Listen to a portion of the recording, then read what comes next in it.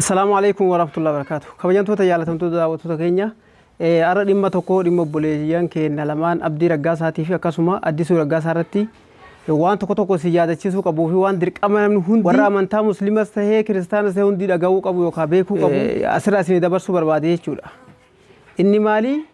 Obboleessi Abdii Raggaasaa Addisuu Raggaasaa yeroo ammaa kana gara amantii dura irra ture yookaan guyyaa keessatti dhufee gara amantii kiristaanaatti deebi'ee jira.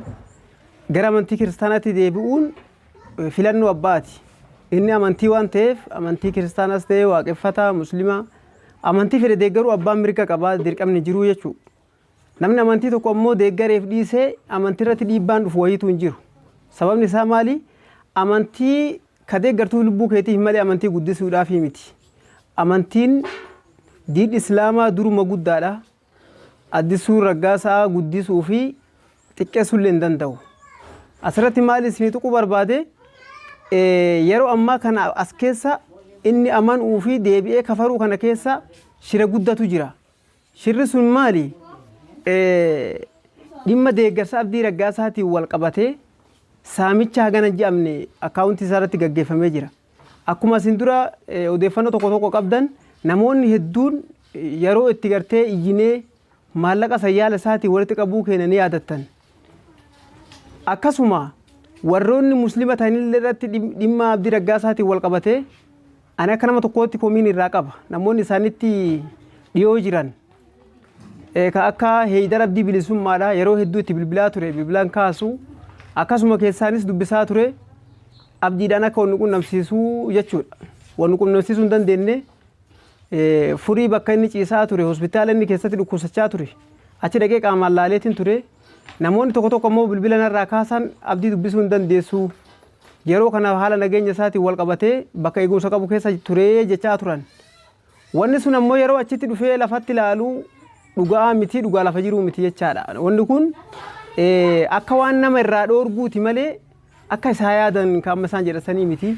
Abdiin deeggarsa yoo nama isa dhukkubsachiisuu hin qabu obboleessa isaa damee Raggaasaatu bira ture. Addisuu Raggaasaa ammoo yeroo sanidhaa jira. Achi dhufee dubbisee baay'ee sagalee gadda qabuun natti haasawaa ture achi booda hordofaa ture. Abdiin kophaa fi mana yaalaa ture jechuudha. Yeroo kana musliimoonni eessa turan? Yeroo kana deeggartoonni isaa eessa turan? Yeroo kana warri bilbila nuti bilbilee namni itti dhiyaachuu hin danda'u jedhu sun isaan hoo eessa ture? Gaafasuu darbanii dhiisanii jechuudha. Dhimma Addisuutti yoo as deebine Addisuun amantii keessaa sababa malee hin baane sababa qaba. Sababni isaa maal? Miliyoona 10 akkaawuntii Abdii Raggaasaa irraa nyaatee jira jechuudha. Beekamtii hawaasaatiin ala. Beekamtii koreetiin ala. Koree dhiibanii abdiidhaan wal tahanii miliyoona 10 akkaawuntii sanirraa deeggarsa uummanni walitti qabe yaala isaatii walitti qabe baasanii miliyoonni 4 akka irra jiru uummata ibsanii jechuudha. Amma birriin tun deemamtee isteetimentii baankii bahee wanni kun erga adda baatee booda wanni kun natti as deebiti jedhee sodaa nageenya isaatiif maallaqa miliyoona 10 kana jalaa bahuudhaaf amantii jijjiiratee jechuudha. Amma asirratti wanni hubatamuu qabu maali? Addisuu Raggaasaa dirqama seeraaf dhiyaachuu qaba. Sababa amantii keessaa bahee osoo hin taane sababa saamicha maallaqa gaggeesseef to'atamuu qaba. Maallaqa san dhabamsiisuu jecha maallaqa san fudhachuu jecha makiinaa lamaan bitee makiinaawwan lamii san mirkifatu jecha amantii kana keessaa bahee jechuudha. Amantii keessaa yoo bahanis qabeenyi namaa qabeenya namaati. Amantii fedhe keessaa yoo baha. Kanaaf warroonni waan kana jala bu'iinsan hordofaa jirtan akkasuma warri koreedhaa akkasuma gareen shahaadaadhaa warri gahee guddaa achi keessaa qabdan Addisuu Raggaasaa seeraa dhiyaachuu qaba. Dhimma maallaqa Abdii Raggaasaa kadheen gadda akka jaarsummaatti finne jettasuu wanni dhumate wayiitu hin jiru. Miliyoonni 10 isaa irraa galee erga miliyoona 10 isaa akkaawuntii irratti deebise amantii isaa agartee itti deebise sana gaggeeffatuu danda'a jechuudha. Kana waan ta'eef walumaa galatti Addisuu Raggaasaa wanni as keessaa bahee waa muslima keessaa baheef maallaqa saamisan akka muslimni hin gaafanneef gara amantii ta'anitti deebi'ee jechuudha.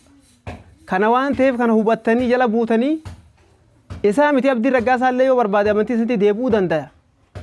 Yoo deebi'ellee waan nama yaachisuu miti amantiin dhuunfaa abbaa waan ta'eef waan nama yaachisuu waan nama rifachiisuu miti.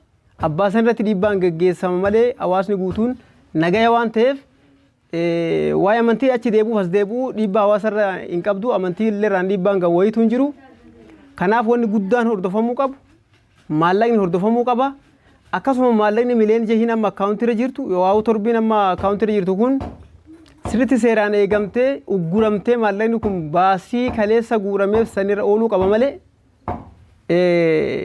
maallaqa akkuma fedhan bashannananii amantii biraatti hin deebi'e jedhanii karaa saniin amantii dahoo godhatanii maallaqa saaman jalaa bahuun seera jalatti akka taatee fi hordofiin bal'aan akka godhamu karaa kanaan dhaamsa dabarsuu barbaada. Waan hordoftaniif hedduu galatoomaa isiniin jedha. Dhaamsa kana kan sheer wajji godhuudhaan hordoftoota yoo warra waan kana jala bu'ee hordofaa jiru biraan nagaa isiniin jedha. Galatooma. Assalaamu alaikum warahmatullahi wabarakatuh.